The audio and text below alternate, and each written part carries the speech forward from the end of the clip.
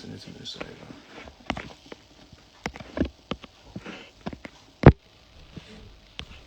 Okay.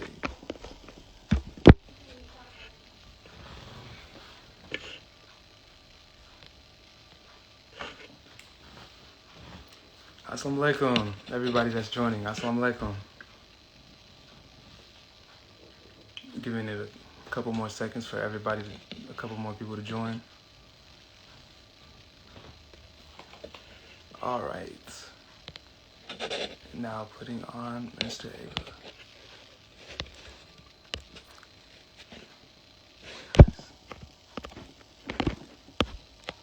Where's the thing?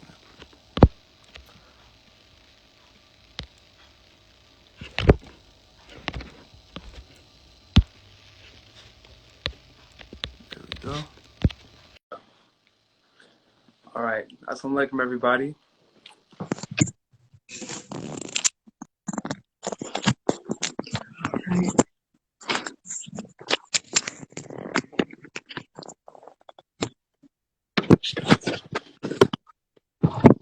Assalamu alaikum, Minister Ava. Wa alaikum salam, Brother Zuri, Sister Ilyasah. How are you both? So, It's an honor to be here. longest to have you. Thank you so much for joining us today. Oh, thank you for having me. Thank you for having me. Appreciate it. How do you start off in the Alaikum? I bear witness that there is no God.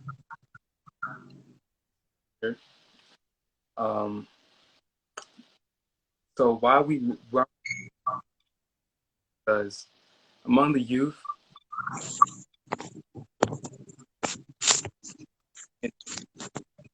popular. There's a lot of that forefront. You know, just what's right that. So we want to.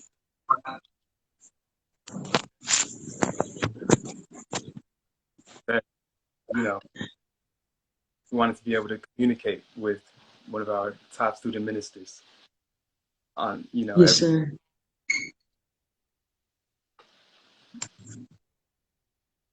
we have a couple questions, preset questions. If you all live, you all can put it into the comment box. And if you're ready, Minister Ava, well, I'm sorry.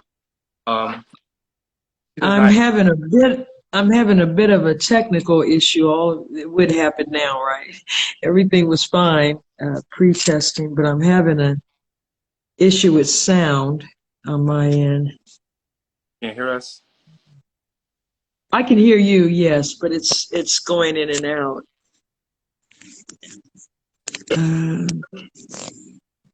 Try it again. Can you hear me? Yes, ma'am. We can hear you clearly. Oh, okay. All right. That's us. Okay. Maybe I should need to move closer. Can you hear us now? Yes, sir, I can. All right. Yes, ma'am. All right. So, okay. So you don't need any introduction, but to everybody, the national representative of the Nation of Islam, writer of Real Love, who I've recently started reading, and I love that book. I'm a really big fan of this book. It's amazing. Minister Ava Muhammad, give a round of applause in the chat. You know. Thank you so much. Thank you both. And I hope I'm not embarrassing you. Oh no, man, I never embarrass you. Well, I'm about to share the fact that, you know, I've held both of you in my arms. I actually performed your mother and father's wedding ceremony. Yes, ma'am. We were in Atlanta, Georgia. Yes, definitely before you were born. And so it's not only an honor and privilege, it's a joy to be with you today in this fashion and in this manner. And, you know, one of the primary purposes of a program like this, and for you at a young age, as you're coming of age, to demonstrate, both of you, the insight to realize that marriage, courtship first and marriage, are critical facets of life that you should be considering and reflecting on prior to entering into any relationships. In fact, Allah willing, prior to becoming deeply attracted to another person. Yes. Because there are principles that Allah God has provided us to help us. His desire is for us to be happy. As the Holy Quran said, Allah desires ease for you. He desires not difficulty for you. But there are difficulties that we have to undergo so that we can mature and evolve into the gods that we were born to be. And a crucial part of that is marriage, is the partner that you choose and who chooses you to go through life with. And so I don't think you're ever too young to consider whether or not. I am so sorry. That's okay. That's okay. You take your time, man. I am so sorry that's happening. That's okay. Oh my God, I'm humiliated. But yes, I'm so sorry. Where was I? I lost my place in the commentary. But the point is that today, I love the fact that young people are talking about this, because it means you're conscious and aware that we are building a nation. And so we have to have a whole different concept of what marriage and parenting and life is, that is completely opposite of what Satan has given us over these past 400 years. And therefore, I'm very pleased and hope that I can provide some sort of help. I'm just giving my perspective. There are many perspectives, and we as a community have to work together so that we do the best we can to ensure one another's happiness and ensure one another's fulfillment. Yes, ma'am. So I guess I'm ready for the question and answer. Yes, ma'am. And before we go to the first question, someone asked if it's possible if you could turn your phone to the side so that you can be facing. Yes. Yeah, I usually do it the other way, and so my little back thing is positioned like that. Let me see if I can. Yes, I'll lean it up against something. Okay. Can you see me? Yes, ma'am. That way? Okay. What I'm going to do is, and I apologize for all that's happening. Oh, that's okay. Of course. I guess it's real love and real life. Real life part right here. I forgot to give a warning to the people in my household that I was going to be doing this at the house instead of at the mosque. Yes, Okay. ma'am. Now the chat room comments that are coming in, you can't see those, right? We can see those. Are You can't see them? Because there are a lot of messages coming up on my screen, but Yes, that's ma'am. just visible to me. Yeah, they're visible to everyone in the live. They won't be there for the saved live afterwards. They're so that the live chat can interact with us. Okay. Yes, sir. All righty. Okay. Hopefully we can get going. Yes, ma'am. All right, I'm gonna jump right into the first question. And the first question is, don't forget to drop questions in the chat as well. But the first question is, in the comment box. For a lot of young people, their parents oftentimes don't even want to hear about them liking someone, let alone getting to know someone seriously enough to discuss courtship. What would you suggest they do? Well, I want to hopefully be able to advise our parents and older people that it's never too early. And I will say this, and you can use me as a reference point when you tell your parents this. It's never too early to discuss courtship and marriage. Now, it may be for a particular, the levels of activity and movement toward courtship change from age to age. But there's a reason little girls play with dolls. There's a reason they dress up and pretend they have on a bridal gown.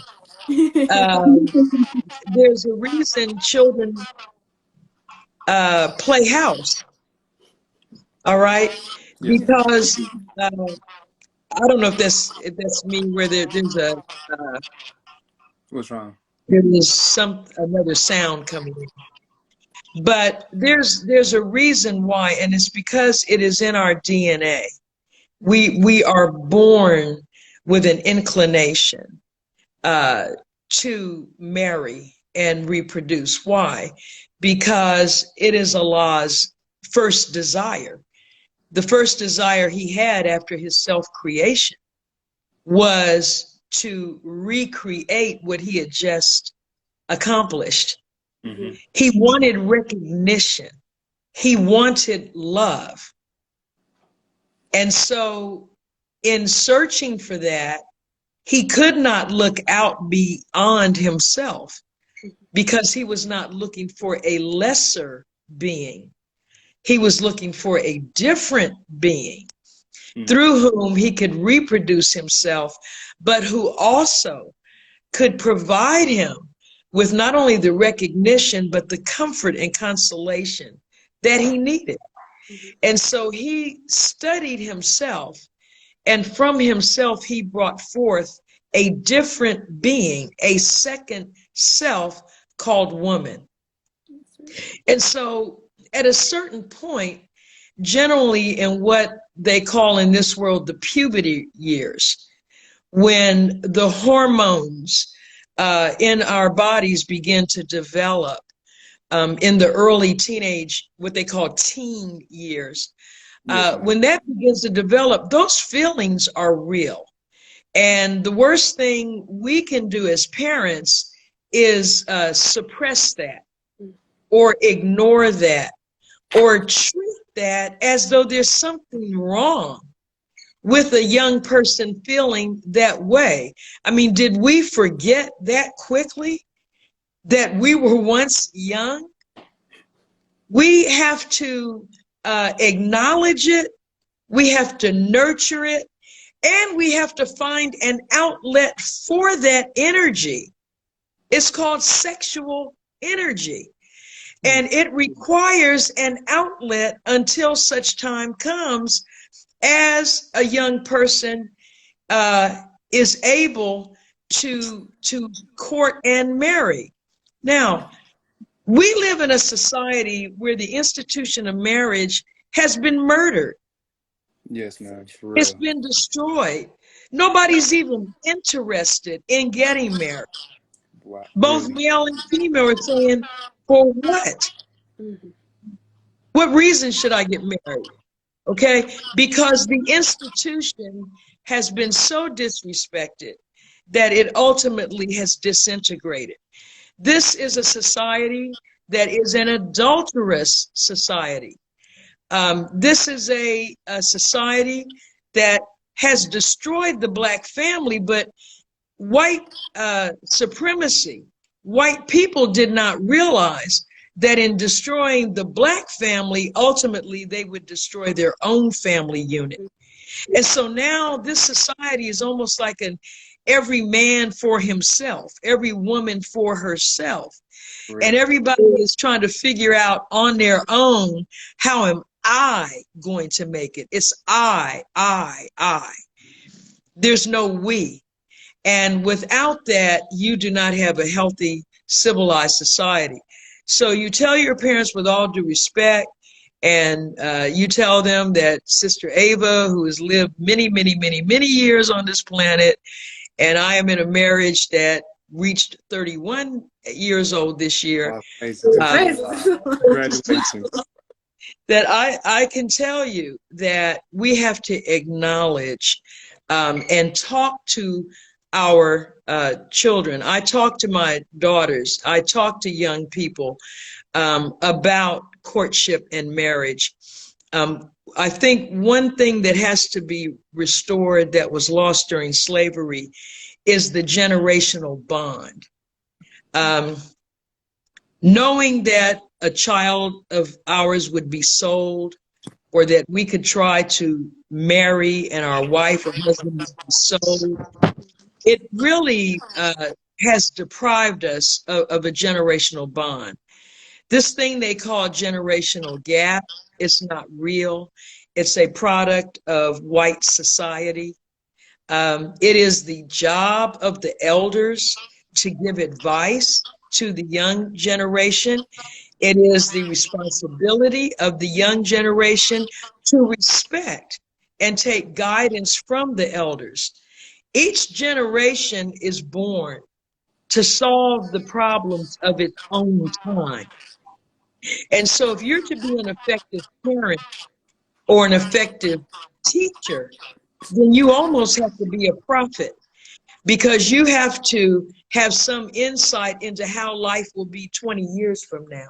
Not today, but 20 years from now, if you are teaching and talking to young people. And so it's very important that we get rid of that slave mentality that says, well, or that Negro mentality that says, I got mine, you get yours, and withhold guidance and knowledge that will spare our youth stumbling over the same roadblocks. Just as being economically suppressed and financially destitute has made us become hoarders of wealth, where we don't want to leave our children with a good start. The reason white people are so much more wealthy than us is not just because of the income, the wealth distribution being unequal. We could overcome that with the $1 trillion that we put into this economy every year. But we don't want to think ahead. We want to think for today. White people grow up, white children, and when they marry, there's already a home for them. The wealthy ones, they leave their children a house, so they're not straddled with a mortgage. And so each generation has more and more of a cushion than the last generation. But because we had started that process, but when integration became something we were deceived into pursuing in the 60s and 70s of the last century, then we got away from building for our own and began pouring all of our money into the white man's economy. We were so happy to go and live next door to them. We were so happy to shop in their stores that we lost sight and we lost the connection with the duty and ability to do for self.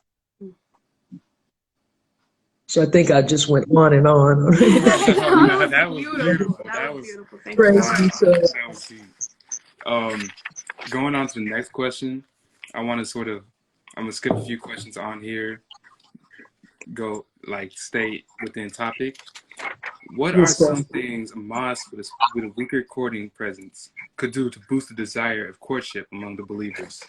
Because a mosque with you said with a what presence? I said, what are some things a mosque with a weaker courting presence could do to boost the desire to court among believers? Because some cities it's not as heavily strengthened. It's not. I agree. Yes. I'm gonna talk real talk. Okay. Yes, this COVID-19 crisis. Allah had a plan in this.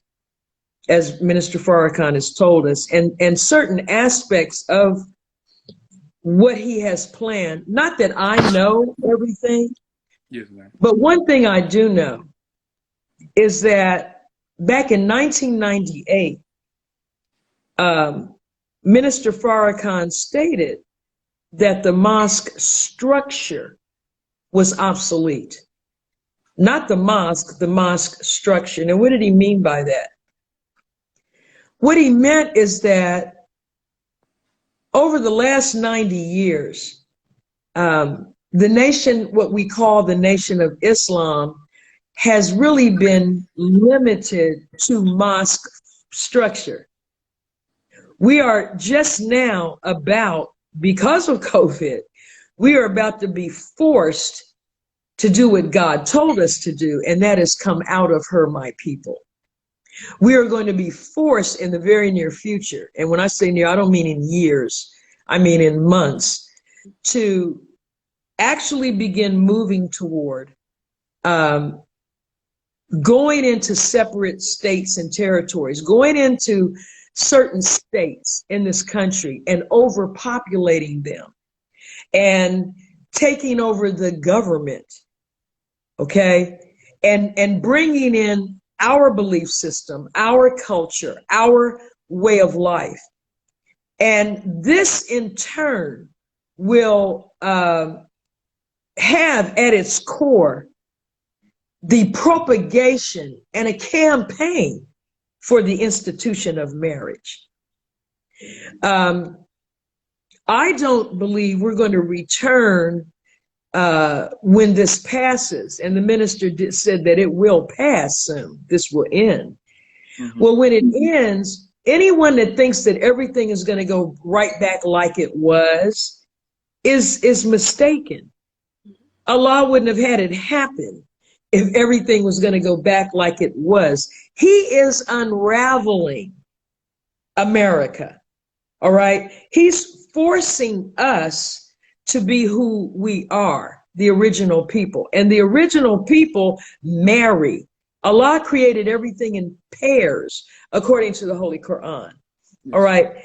And so when we go into an environment where we promote the upliftment of the woman, where we promote the strength and power of the man, where there is respect for the Black man, where there is respect for the Black woman, where we love our Black selves, where we are not trying to impersonate a made people, then there will be a strong and powerful push for marriage.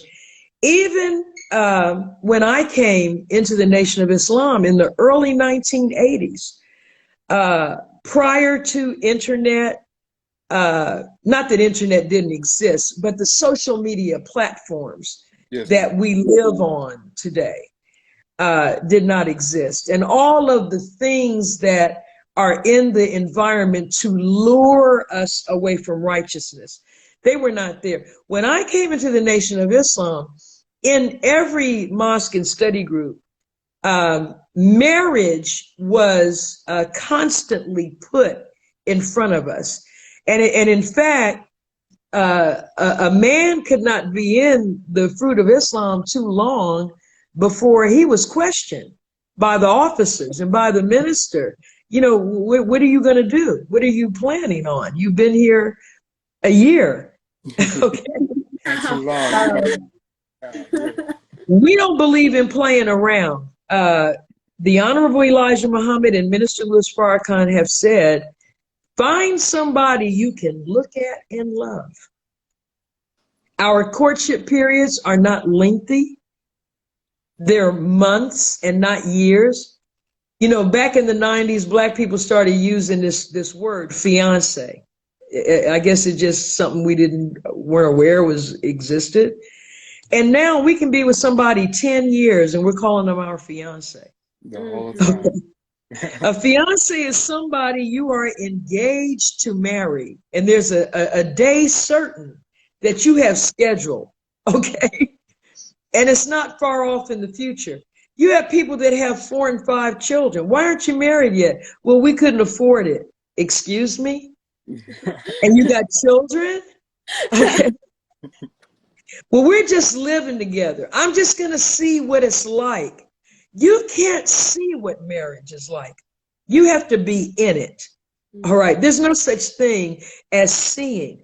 What you do is you follow a very beautiful and basic process that we in the nation call courtship. And we know the term court means a place where there is a search for truth. Yes. That's what a trial is. It's a search for truth. All right. A judge is present. All right. You court in the Nation of Islam.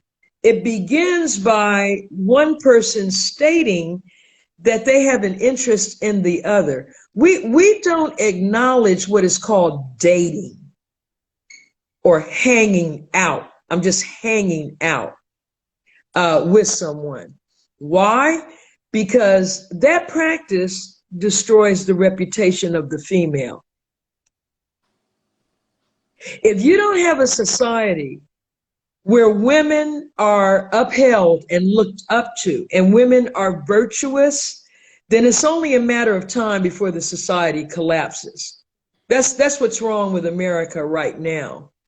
The woman has completely fallen, and it's happened in the Black community. Why? Because we imitate white people. All right. So our sisters are out running around nude. They're allowing any type of male to approach them without being vetted. That's the other key part of our courtship process. You know what the main thing about it is? If a man is a real man, then he's willing to make himself known to the family and community of the woman he's interested in. Yes, ma'am. If you really are interested in her, then why don't you want to meet her parents? Right. If she doesn't have parents, why don't you want to meet her relatives or the members of her faith community who care what happens to her? We want your number, brother. We want your address. We want to know what you do for a living, brother. Hey. We want to know what your method of transportation is. How do you get from point A to point B on any given day? Do you have a phone, or are you looking for some woman to buy one for you? Right, exactly. You got to know all of that. This is what we want to know. Because if we let you talk to her and she comes up missing, that's on you. That's on you, brother. Yes. And sister, it's on you not to allow that to happen. Well, hey, you fine. Come over here. We talk. Let's go over in the alley. Let's go get in the back seat of the car. Let's go under the stairs. Okay? Let's go in the back of the house. Why?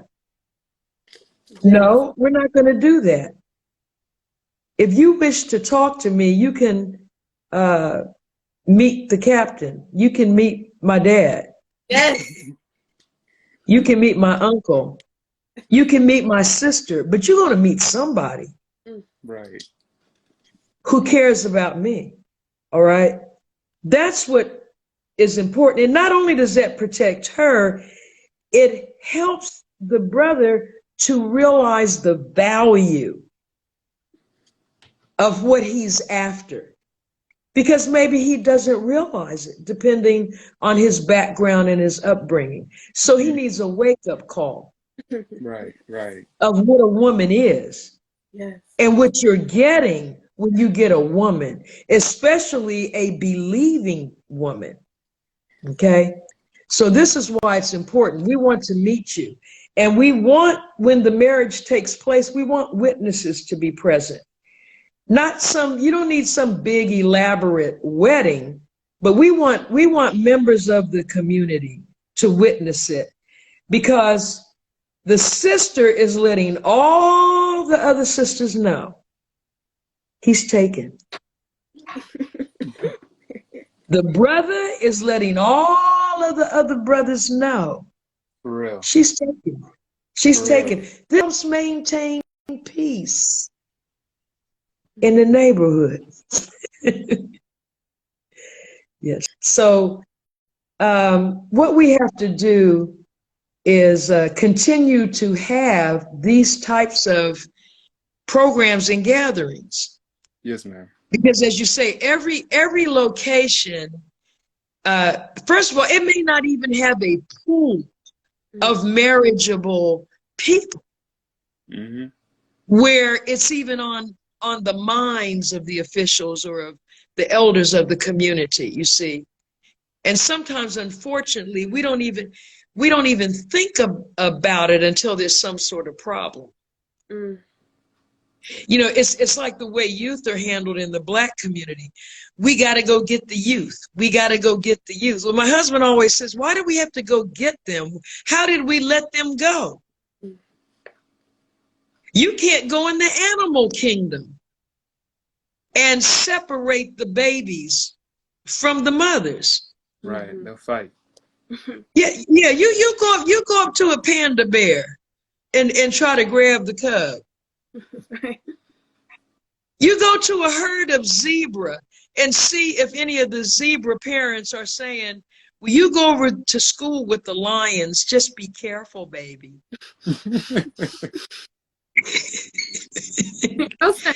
But we send our children to strange enemies to be educated. We do. They just passed, or they're working on a bill. You'll see it in the upcoming Final Call newspaper. A bill was just passed in the city of Washington, D.C., where they want to vaccinate any child age 11 and over without the consent of the parent for this COVID-19. And not only vaccinate the child, but keep it secret from the parent that they ever administered the vaccination. And see, it's these kinds of events that COVID is generating. If you've noticed, because of COVID, the population is becoming much more knowledgeable of the flaws in the so-called healthcare system. And we know about as much about this virus as Anthony Fauci knows. He's supposed to be the leading top doctor, as they call him, in America, and the top infectious disease doctor. But every time I see him in the news, he's throwing his hands up in the air. I don't know what we're going to do. We need to do something different. Yes, we do. We need to get away from you. Right. Because you have no idea what you're doing. You see? And so all of that to say, we're being forced to tighten up our family unit and to return to who we are. And we'll never be who we are if marriage is not restored as a powerful central institution in our community. Yes, ma'am. Yeah. Thank you so much for that answer. So, Yes, talking ma'am. about how important marriage is, we got to talk about courtship so you could get it. So could you walk us through the steps included in courtship and also just in case anybody is not clear? Okay, I'll create a hypothetical. Let's say, and it doesn't matter, you don't need to be a Muslim to especially sisters, you can require this path of any man that's interested. And in fact, when we were in segregation, we did this anyway. Even when I was coming of age in the 60s into the 70s, you didn't just run up on a woman or a young girl and take her away somewhere, go in a hotel or stay out all night.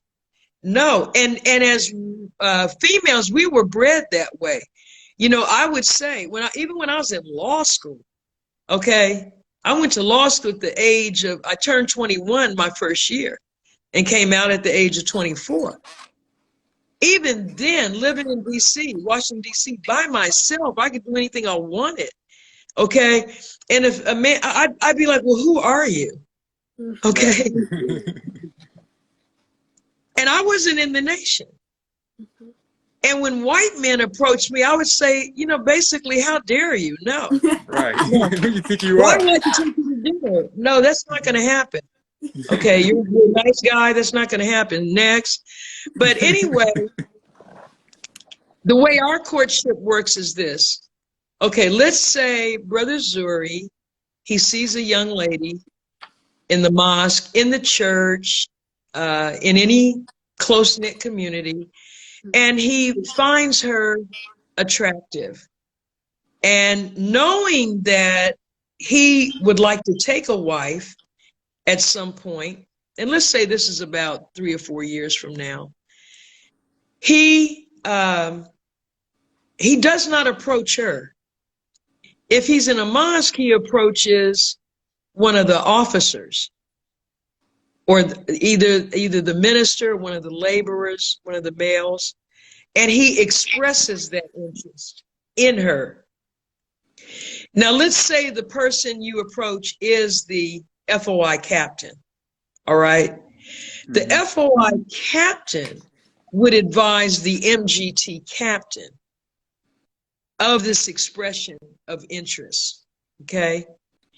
And then there would be a meeting arranged. The MGT captain would let the sister know and would ask her, would you be interested in just sitting down and talking? Would you, you know, is there any interest whatsoever? Would you feel comfortable? Well, I'm not sure. I never looked at him. I never thought about him. I don't know. Okay, I'll talk. I'll talk to him. And then it's going to be like 4 of us. It'll be the FOI, MGT captains, and the 2 of you. Yes, ma'am. And if there's an interest, then let's talk about, maybe we can go out to dinner. It would be the 2 of you and a married couple. A married couple. Again, why? To protect the reputation of the woman. Yes, ma'am. Because real talk, a man can run around all over town and be seen with Sally and Susie and Nancy and this one and that one. And his reputation will remain intact. Even though people say, oh, he's a ladies' man, he's a womanizer, but it will not take him down one iota. Okay. And when he decides he wants to take a wife, all of that will be erased into the ether. When a woman's reputation is damaged like that, it is all but impossible to overcome, all right, in the society. Okay, so now, let's say we go to dinner. Now you're talking, you may be talking on the phone. And when you go out with, we chaperone, this doesn't mean people are always on top of you. Right. Like, let's say my husband and I, Uncle Darius and Aunt Ava, would go with Brother Zuri and the sister. We'll go to a coffee shop, for example. And you all can sit, not just for social distancing, but for privacy distancing. You can sit and you start talking, okay? And you start sharing one another's interests. There should be a physical attraction. There should be a mental interest, and there should be a chemistry. The concept of chemistry is very real. Chemistry means there's an energy between people. There's a positive energy. You know, at its root, at the root of everything in life is attract and repel. Attract and repel. We're either drawn towards something at the very base of our brain. We're either drawn towards something or we're drawn away from it. Yes, ma'am. And this is another reason there's a courtship, because you get that out the way before anyone is invested in the relationship.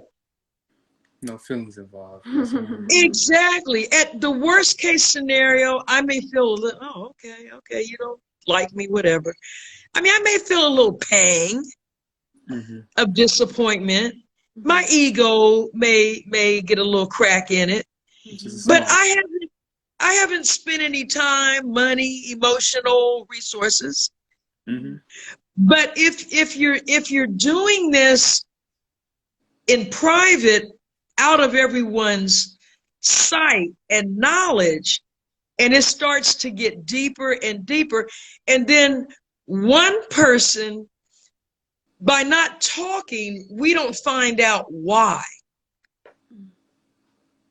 So you may be interested in her for one thing, and she's interested in you for another reason, and it's okay. It doesn't have to be identical. She may be looking for financial security. That's natural. Yeah.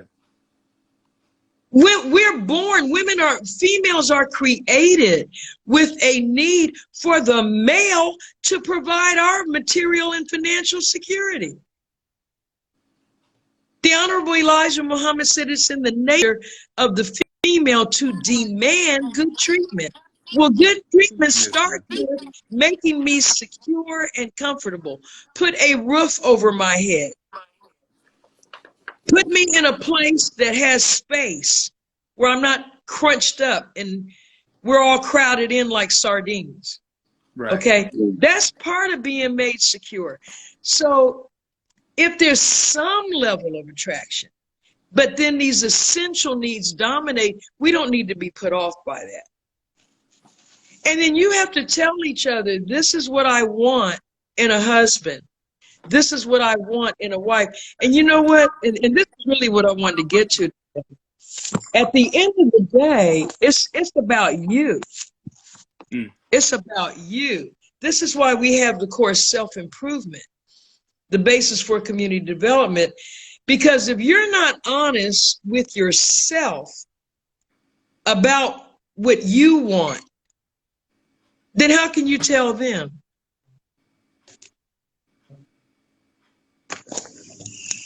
So this is why you have to have honest, truthful conversations with each other. And the courtship forces that. It's structured. It structures it. Because otherwise, how do you all know what's important to at least providing you a high probability this marriage will last? Because there is no guarantee. There's never a guarantee. There isn't. And you don't totally know each other until you live with each other. There's no way to find that out. And when people say, we're just living together, so we'll know. No, if you're just living together, you don't understand. You haven't made a commitment. You have to know what it's like to live, and you have given a vow to God. The commitment's not to the other person, it's to Allah. It's to God. That's what a lot of people miss when they're quickly ready to take a walk because things aren't going right.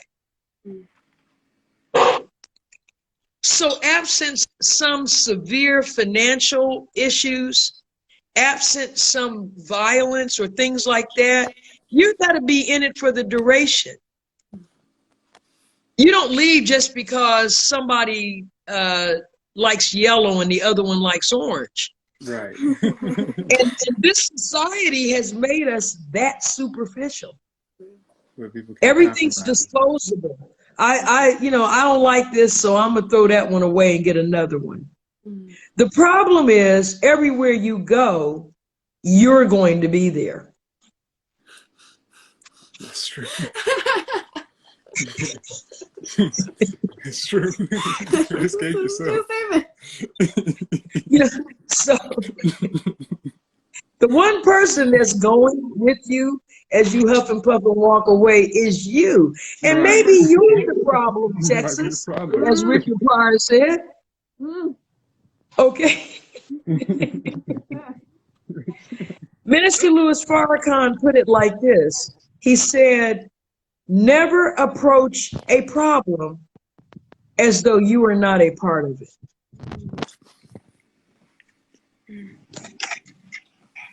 And never approach a problem as though you are not a part of it. It's always both of us in some degree. Now, again, if it becomes so hostile, so toxic that you can't practice your Islam, you can't practice your Christianity, you can't be yourself, because that's what Allah wants above all. Yes, ma'am. He loves marriage because it produces human life, but he wants that human life to submit to him. So when the marriage becomes hostile, or the two people have such a different perspective that they clash all the time, that interferes with the ability to submit to the God, because you're not at peace of mind. Well, in those cases, you're allowed to separate, to divorce. Okay. Yes, ma'am. Allah hates divorce, but he permits it. He has a chapter in the Holy Quran with the title divorce. Yes, ma'am. And I have to say that because some people think, especially with the Nation of Islam, they think we're a cult. And I wanted to back up and clear that up, that even in the mosque, and some people have the wrong idea. We don't tell you who to marry. For real. And no one, and if somebody tries to, they are out of order. They are out of line. Yes, ma'am. When they think they can dictate to you who to marry. This is a service that we offer, not a mandate. Now, if you don't want any involvement of the mosque whatsoever, and I'm going to use the minister's words, you didn't come before you got in it, don't come now. Wow. When it starts unraveling, no, don't come over here. Exactly. Right. And that's the counsel guidance now. Yeah, you didn't want my advice going in it. Mm-hmm. So don't ask me my advice when it unravels, okay? Mm-hmm. Just keep on making all the decisions yourself. Right. See where that gets you. Keep the same energy. Right. And then, of course, to finish out the issue of courtship, after a few months or so, not years, maybe up to a year or so, then we need to talk about a date of when this marriage is going to take place. Right. And that's up to the couple, whether they want something big or small, or just to be in the student minister's office with some witnesses. But there must be witnesses. Don't go run in the woods and come back and say, "Hey, we're married." Do you have some papers you want to show me? Nowhere. Right. See some proof. Yeah, exactly. Okay, so thank you so much for that answer. We You're have about welcome. 10 minutes left, so if you think there's Yes, ma'am. Time left for like 2 more questions, I think we can get 2 more questions in. Yes, I'll be a little bit more brief. Okay, let's go. So I wanted to ask, earlier you said about how you have to look at someone and love them. Could you speak more on what that means? I wasn't fully clear on it. Yes. Yeah, when I heard that, I was like, someone you can look at, okay? It literally means that. Remember I talked about chemistry and mutual attraction? Yes, ma'am. Different people are attracted to different people, Yes, okay? And what's attractive to me may not be attractive to you. So let's say Ilyasah's friend says, I think you should be with him. He's gonna make you a great husband. Okay? And she looks at the guy and she can't look at him. Yeah. That she cannot see herself in close quarters. So when you get married, you literally going to be in each other's face. Right. For real. Daily. For real. So you can look at them. They need to be pleasing to you. That's what that means. Mm-hmm. Not the pressure of mom, dad, the other believers, or who thinks you all be such a good couple. Then you see somebody you love looking at. I don't see what you see in him. Well, you don't need to, because you're not going to. Exactly. Yeah. Exactly. Don't worry about it. It's not your business. I like what I like. Right. Every day. She's beautiful to me. Right. He's attractive to me. Mm-hmm. Someone you can look at and love. See, the first potential for love is the mutual attraction. Master Father Muhammad did away with spookism. Okay? Nothing spooky here. That helps the marriage tremendously. Because later on when you're arguing, at least she's cute.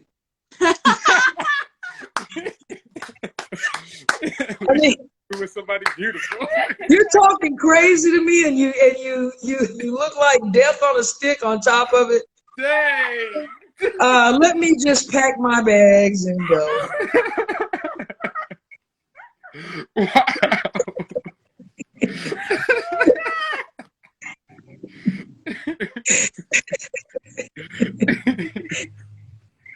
In fact, I like it when she shakes her finger at me. I like that. It's kind of attractive.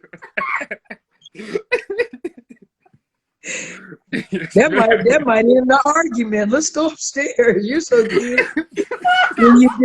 When you get angry. Now tell me I'm lying. You know that's the truth. That's You heard that. Straight truth.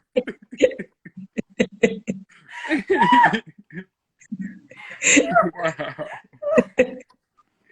Wow.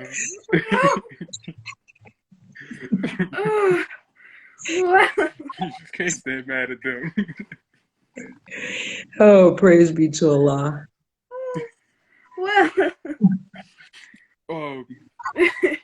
Let's see. We probably have about time for one more question. You can do that one. And just so you know, with Instagram Live, after the hour, it automatically ends. I believe it'll give us yes, sir. For when it's about to end. Okay. Yes, sir. Ma'am. Okay, so I have one more question that I was genuinely concerned about, and it can get kind of long, but we can try to keep it Yes, there is a common misconception that in marriage, sisters are nothing more than maids/cooks. Can you speak a little bit about the role of men and women in marriage? And I'd also like to say real quick, she goes a lot into all of this in the Real Love book. If you really want to get even deeper into it, go purchase that book at ministerava.com. Thank you. Whether you want to know or not, you have to know if you want to get into a brother. relationship. So Exactly. that's a necessary brother. for everyone. Yes. Well, you said it correctly, Sister Ilyasah. It's a misconception. Marriage is a partnership. And yes, the man is the head of the household. But what makes him the head of the household? Because he's a male? No, because he's the protector and the provider. Okay? And as Minister Farrakhan has said many times, what should rule is truth in the household. We are made women by nature because we're mothers, because Allah created us with a womb, the laboratory wherein Allah creates life. All right. When a male and female come together, the sperm from the male ignites the life. but all of the material of that human being is in that egg. And she nurtures that new life from its very beginning all the way through, feeding that life, comforting that life from her body. And when that life comes out, she has the power to feed that life from her breast. And so it's our natural inclination to take care of life. We can't walk past a plant and the leaves are drooping and we don't go and get water. It's the nature of the woman. So yes, we're conscious of making sure everything is clean, making sure things are done. But no, it is the duty of the man to provide all of the essential resources to make that happen. She is the manager of the house. She manages the household. So that doesn't always mean it. Look, if the family gets big and there's a lot of children, then the house needs to get bigger. Right. And if the house gets big enough, then maybe we need to have a cleaning service come in here once a month. Live in the real world. You know, that is a business. It is a business, a very profitable business that people do. So this idea that I'm going to spend 9 hours a day sweeping and picking up dust balls and cleaning toilets and all of that, that is a terrible misconception. Yes, ma'am. And so much so that it's going to create hostility and enmity. And there's no divine law that says a man cannot pick something up off the floor. Yes, ma'am. Yes, ma'am. He can't sweep the garage. He can't wipe off a table, or from time to time prepare a meal, or call and say you want to go out. Okay, can I bring something? Because, you know, when I come in from a long day with the executive council, you know, I'm looking for, you know, what are we having for dinner? I don't know. Tell me. I'm looking for somebody to. Right. I would like to just get a plate. I just want, by that time, I just want to get a plate. Okay. Yes. You know, let's warm up the bean soup. Let's get it done. Let's sit down. So, yeah, that is a misconception. There are primary roles that the male and female have. Sisters, we're not men. Okay, let's get rid of that idea that in order to be respected, I have to act like a man. Yes. No, be yourself. Yes. If you're a woman, the more you conduct yourself like a woman, he'll be forced to respect you. And it all circles back to that courtship, so we can sit down at a table and know what the expectations are. I've done a lot of premarital counseling. And the wise couples, they take each other seriously. By that I mean, if somebody says, I don't want to live on the West Coast, then take that seriously. Yes. Exactly. Don't say in your mind, oh, we're going to get married anyway, and then I'll convince her, or I'll convince him. That's one of the worst things you can do to yourself. I don't like the way she does that, but I'm going to change that. Nope, that's not how it works. Is it frozen? Are we frozen or is it just? It's the whole live. It's the whole thing. Yeah, and we have like.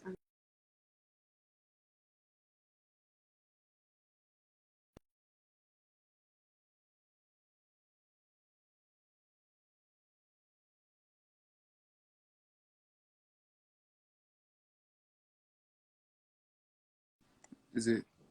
Hold on, because it's so frozen. Dang. Oh, she had left it. I'm so. Yes, ma'am. No, ma'am. I'm so sorry that it had to end like that. I think something had happened on her end, whether it be a call came through, but we're towards the end of the live. We're towards the end of the hour. We're towards the end of the hour. I hope you all enjoyed this. Of course, this will be saved, naturally. This will be saved. I don't know if we'll be able to get more times afterwards. We'll ask and see if it's possible. So tune in, like, if we do. But with that being said, I think for the time being, temporarily, we're gonna close out.